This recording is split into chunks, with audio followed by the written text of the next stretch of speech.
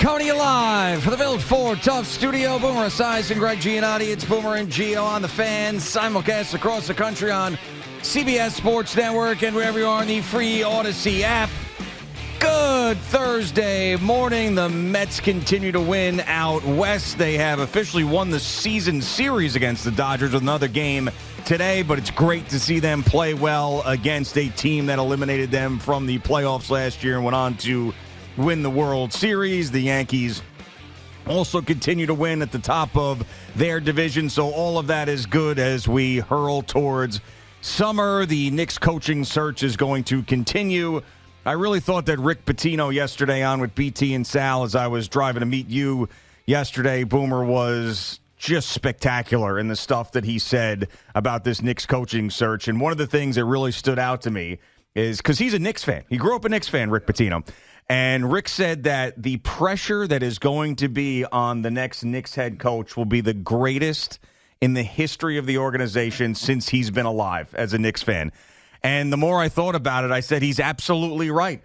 Whoever gets this job is going to have to get them to the NBA Finals, is going to be expected to win a championship, and that's why you think, are they really going to hand the keys over to someone who's never coached before as a head coach? Pitino didn't think so. We see as the names continue to fly around. Good morning, Boomer. How are you? Yeah, I'm doing okay, G. And I agree with exactly what Rick Pitino said. For 57 years, I've been sitting around as a Knicks fan.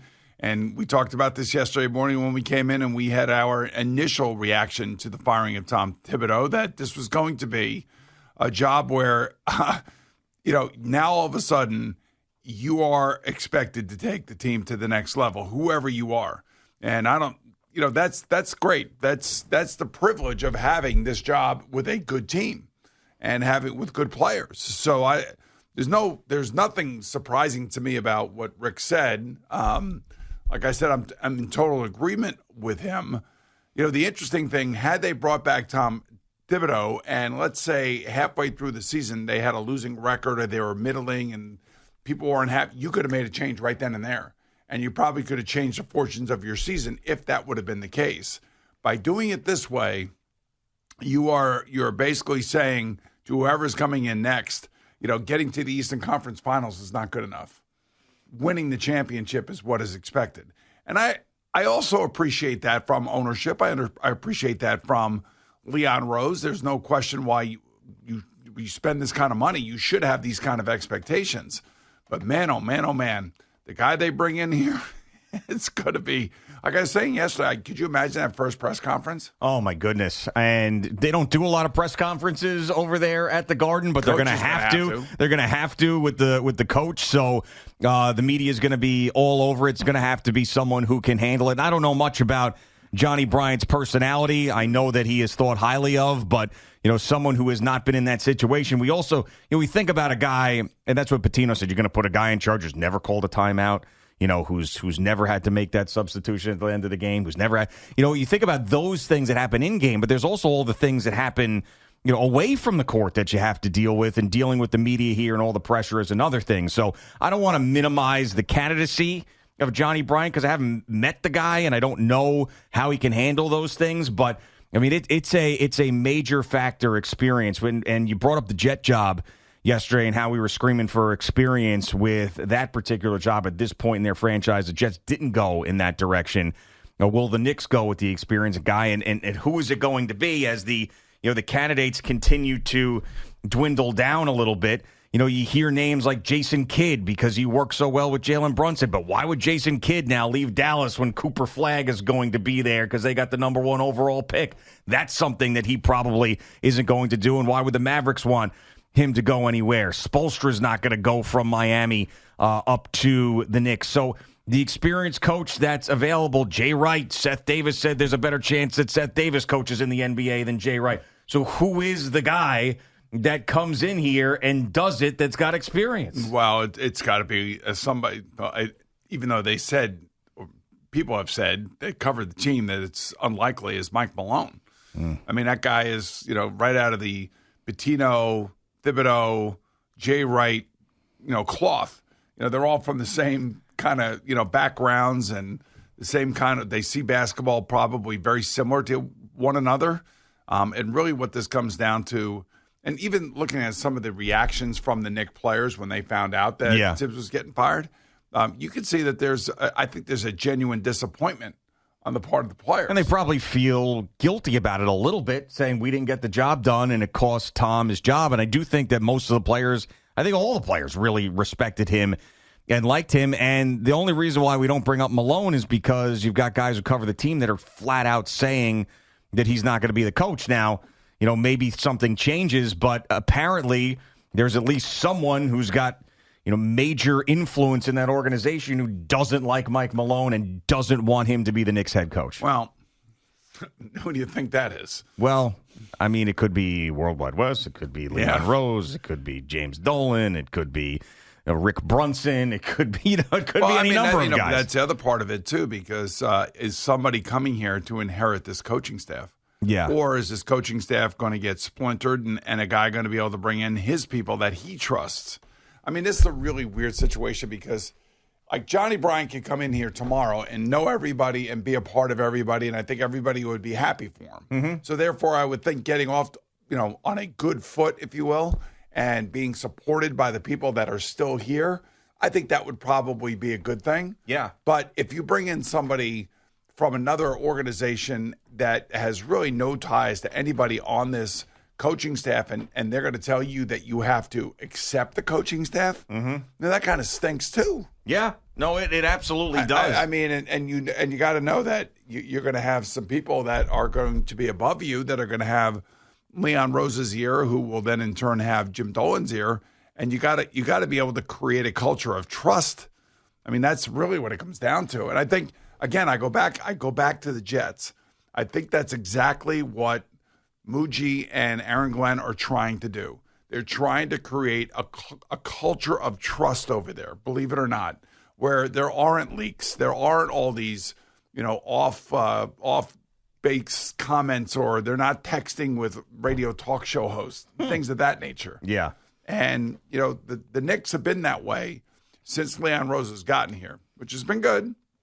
And that's why guys who cover the team are having a hard time coming up with, who they are predicting to be the next head coach, because I think the whole thing is on lockdown, which, again, I do appreciate it, especially from the Jets standpoint. Oh, yeah, of course. I mean, they needed it more than anybody, and really the way that they're going to get attention and positive attention is going to come from what they do on the field and nothing that happens in the offseason, because they won the offseason a couple years ago and then everything fell apart. But, we had a caller yesterday bring up this name. I heard Sal bring up this name out of nostalgia. But then I heard Brian Windhorst bring up the name, and he's not a guy who's just going to throw out a name without it being at least somewhat legitimate. And that was Jeff Van Gundy. And I was shocked to hear that a NBA insider like Windhorst would actually say that Van Gundy was a legitimate candidate. And the reason why is this.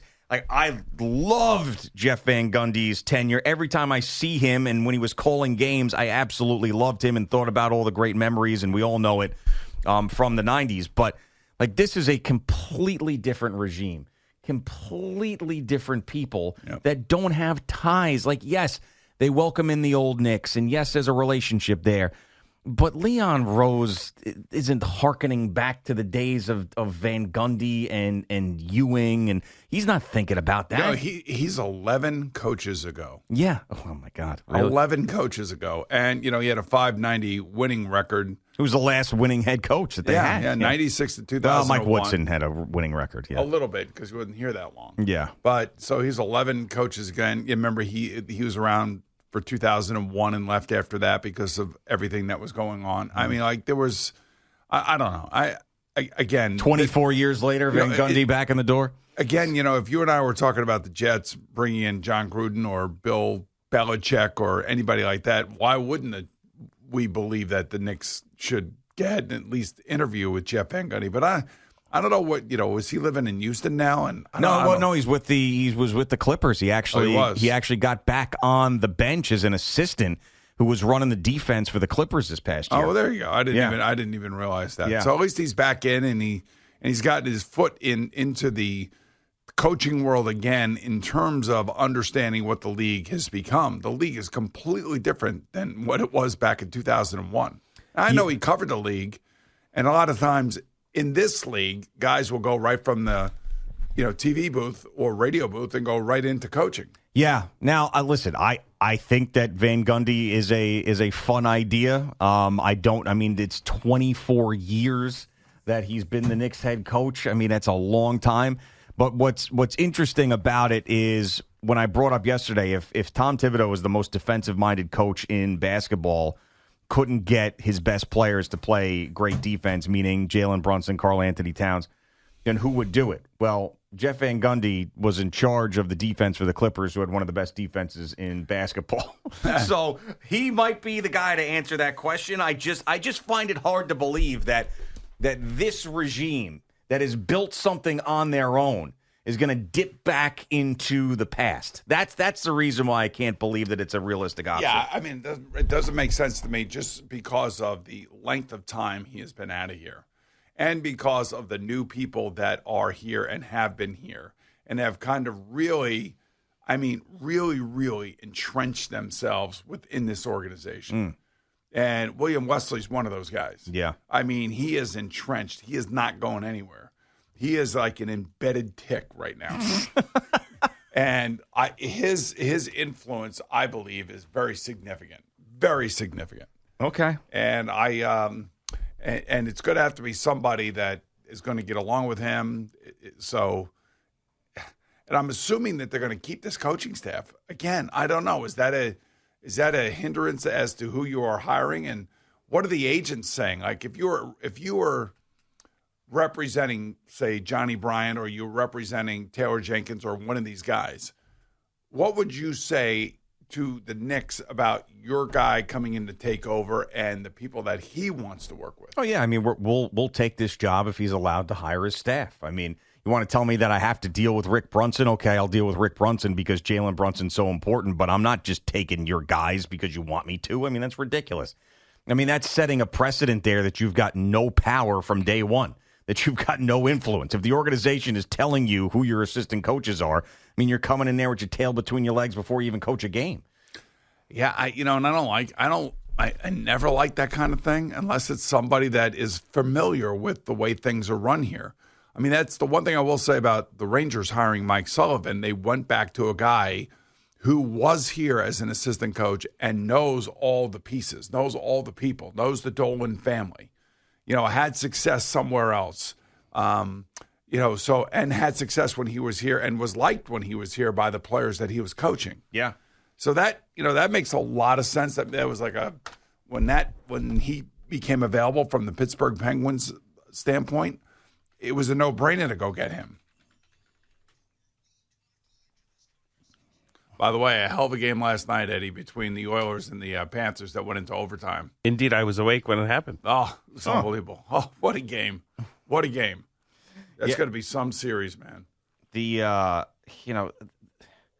you want to look at the odds, like the lines on this. Do we got Polymarket? Did Polymarket have odds, or are you looking at FanDuel odds? Good call on that. No, this was the FanDuel odds. It's the FanDuel odds. Okay, I know. I saw some of those yesterday. Yeah, these are the ones from yesterday. I haven't gotten updated ones, but this one still has Mike Malone as the favorite. I know why it makes sense. That's the first thing we were saying when things were going a little haywire in the Pistons series was, hey, if the Knicks lose this series, Mike Malone's going to be the next head coach of the Knicks. But as everybody has just squashed that. But let me see Polymarket. Polymarket's all over this stuff, right? Do you think that they have, the last time we talked about Polymarket is when someone won big cash because they bet on Sydney Sweeney calling off her engagement before like June or something. Yeah, I wonder if Polymarket, I would think under sports that they would definitely have something like this just because of the interest in it. Yeah, I mean, I've got NBA champion. Let's see, sports category coming up right now.